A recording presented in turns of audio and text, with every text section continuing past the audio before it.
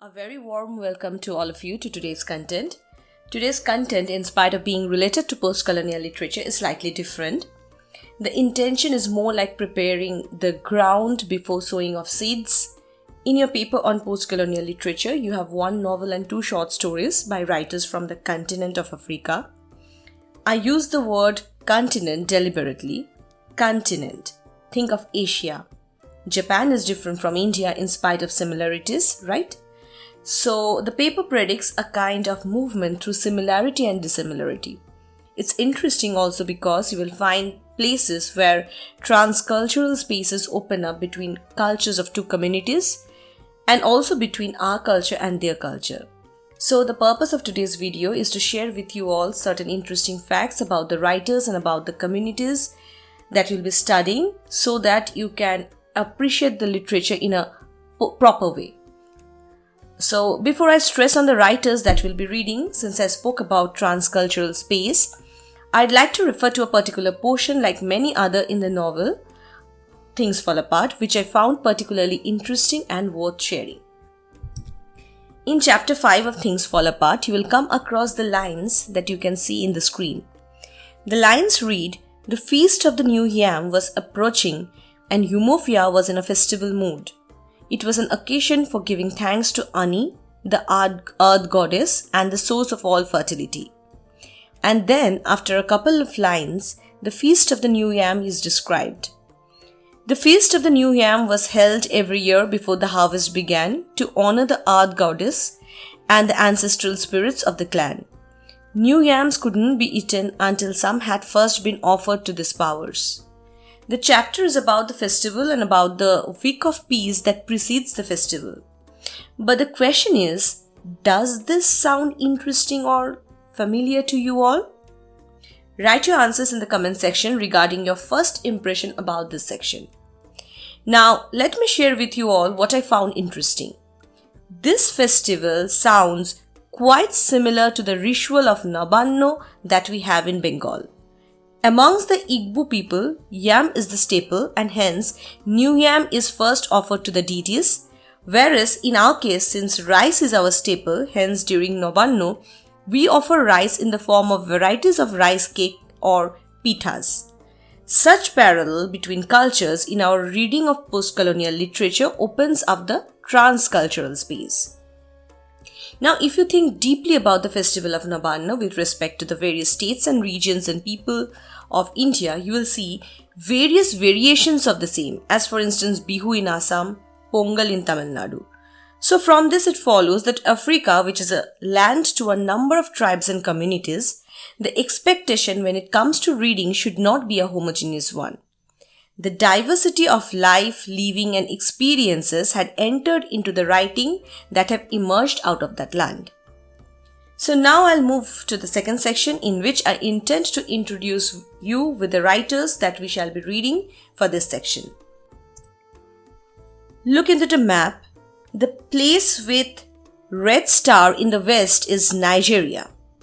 Just slightly beside it, the state above the red triangle is Ghana, and the place with a red rhombus in the south is South Africa. The novels and the short stories that we'll be reading are from these places. Chinua Achebe, whose novel Things Fall Apart you will be reading, is from Nigeria. Ama-Ata Aidoo is from Ghana, and Bessie is from South Africa. In the screen you are seeing the picture of Chinua Achebe. He is from the Igboo community. The next picture is of Ama-Ata Aidoo. She is from Ghana. Can you guess the day of week she was born by her name? Well, it's Saturday. And let me also tell you that Kofi Annan was born on Friday, and this information is present in his name itself because he, like Ama-Ata Aidoo, belongs to the Fanta community and they have an interesting naming system based on the days of the week. You will be studying The Girl Who Can by Aidoo, and it's highly probable that the character Arjoa that we come across in the short story was born on Monday. Arjoa sounds like a derivative of Adoa, which is the first name of the females born on Monday as per the naming system of the Fanta community. Now, since I'm talking about naming system, let me refer to Things Fall Apart again. In chapter 9, you will get a hint of the naming system in Igboo community. Naming is associated with the fate of the child in Igboo community. In this chapter, we come to know about the suffering of Ekwefi, the second wife of Okonkwo. The narrator says she had borne 10 children and 9 of them had died in infancy, usually before the age of 3, and then goes on to narrate the story of Ekwefi's naming of the children as a strategy by which she tries changing her ill luck. She names one Onumbiko, meaning death I implore you, and the next Ozoemena, which means may it not happen again. Thus you can see between communities in Africa there are differences. Moreover, Igboo is a patriarchal community, whereas the society of Fanta people is a matrilineal one. Farming was the primary occupation of Igboo people, whereas fishing and animal husbandry along with farming is the occupation of Fanta people. The next writer that we'll be reading has an altogether different experience. In the screen you can see the picture of Bessie Head. Bessie Head was born out of an interracial relationship during those times when the interracial relationships were considered illegal. Her mother, Bessie Amelia Emery, was white while her father was non-white. While still an infant, Bessie was first placed with white foster parents on the assumption that she was white. A few weeks later, these parents realized that she was brown and returned her to the authorities. She was then placed with a mixed race or colored family, the Heathcotes, who lived in a poor non-white area. So with a brief introduction of the writers, I assume that you will be interested in tasting the variety that this paper promises. Now it's time for the third part of today's content. I'd like to begin with a question. Why do you think Chinua Achebe is such an important figure when it comes to reading of African writings in English? Is he the first novelist from Africa? Well, the answer is no, he is not the first novelist from Africa. Write in the comment section if you know the names of any of the novelists from Africa who wrote before Achebe. So as I was telling you, that he is not the first one from Africa writing in English, but through his writing, which basically he decided to do as a kind of response to his reading of the novel Mr. Johnson by Joyce Carey, which he found superficial, he intended to show that the Africans didn't hear of culture for the first time from Europeans. He drafted a realistic history depicting the Nigerian encounter with colonialism, which was divided into 2 parts. Things Fall Apart, which was published in the year 1958, and No Longer at Ease, which was published in the year 1960. These 2 were followed by Arrow of God, published in 1964. But initially for publication, Achebe approached William Heinemann, the famous British publisher, with a draft of his novel.